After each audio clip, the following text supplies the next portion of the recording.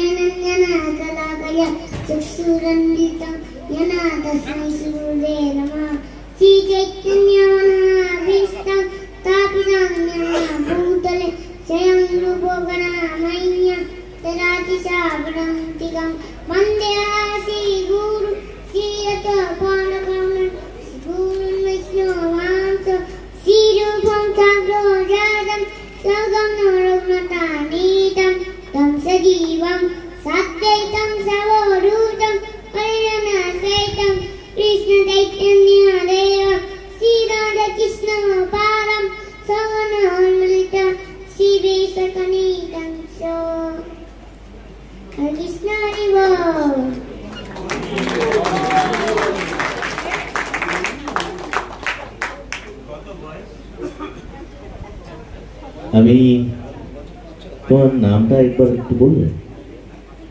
রাজিষ্ণু ভট্টাচার্য। রাজিষ্ণুর জন্য একটা জোরে হাত তালি। 4 বছর বয়স। একটা 4 বছর প্রথমে আমরা দেখলাম না জিমন্যাস্টিকের মধ্যে দিয়ে, আর একটা 4 বছর বিস্ময়কর। গায়ে কাটা দিচ্ছে, আমার দিচ্ছে। একটু মায়ের কথা শুনে নেব। বিষয় হলো রাজিষ্ণু ভট্টাচার্য। আজ আপনাদের মধ্যে অবস্থিত রয়েছেন।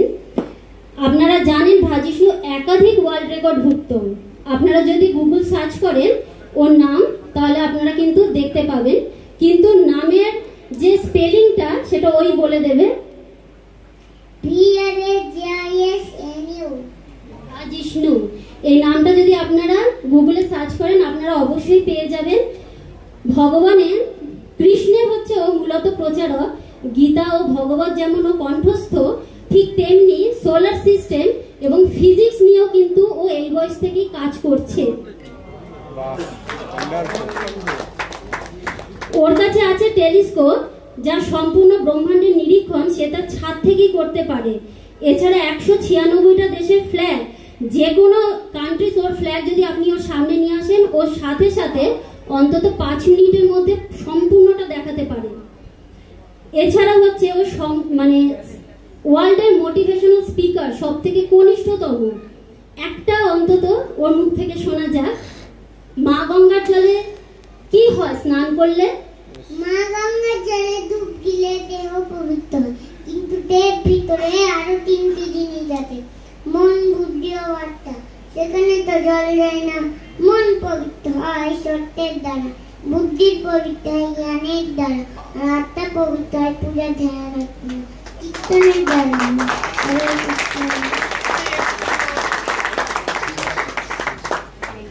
এবছর ইন্টারন্যাশনাল বুক ফেয়ারে ওর নিজস্ব মোটিভেশনাল বই ও নিজেই লিখে প্রকাশ করবে।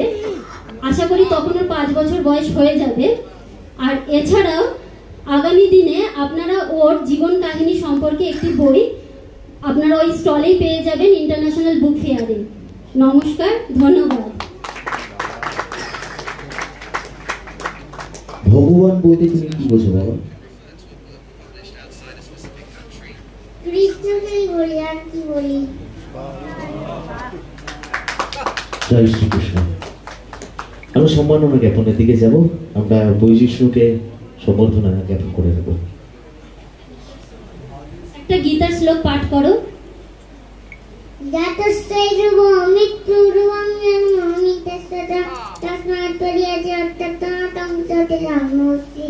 অর্থাৎ যে জন্ম হয়েছে তার মৃত্যু অবশ্যম্ভাবী, মৃত্যু হয়েছে তার জন্ম অবশ্যম্ভাবী। এসব করা কোনোদিন উচিত নয়। কৃষ্ণ হরি বল। হরি বলটা আস্তে শোনাবে, একটু জোরে বলবে। হরে কৃষ্ণ হরি বল, একবার বলো তো। হরে কৃষ্ণ হরি বল।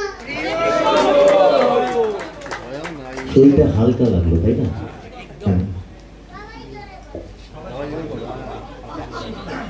হরে কৃষ্ণ হরি বল। এবার একটু সম্বর্ধনার দিকে যাবো আমরা। গুরু, তোমার সম্বর্ধনা করবো।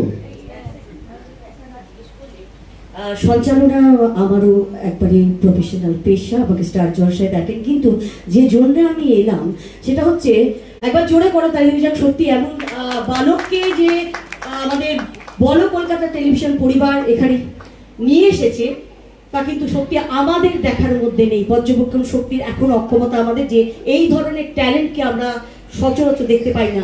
একবার জোরে সময় অত্যন্ত কম এবং আমি সত্যমদাকে উত্তরীয়টা তুলে নিই। আমি শুধু আপনাদের করতালিটা একটু জোরদার চাই। এটাই আমাদের এই মঞ্চ, যেই মঞ্চে যেটা ঘটে সেটা সত্যি ঘটে, কোনো রকমের কাকতালীয় কিচ্ছু নেই।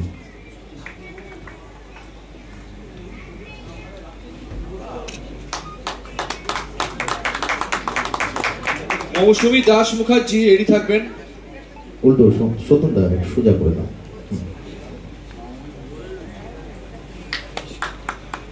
এরপর আমরা চলে যাব আরশি মন্ডল আর প্রিয়াঙ্কা মন্ডলের সম্বর্ধনা।